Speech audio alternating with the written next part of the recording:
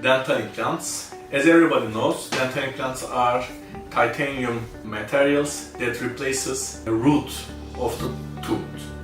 If you have missed tooth, it can be partial or full mouth. We have to choose dental implants first to preserve the bone and also to preserve the teeth around.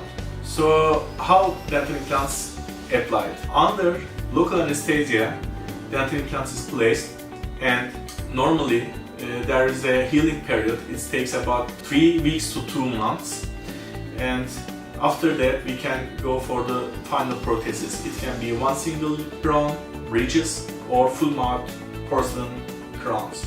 And also what we should talk about is during dental implant treatment you don't have any pain, because after local anesthesia and during implant procedure you don't have any pain, and after the healing period you have your functional and aesthetic smile. You can contact us in any questions about dental implants and treatment plans.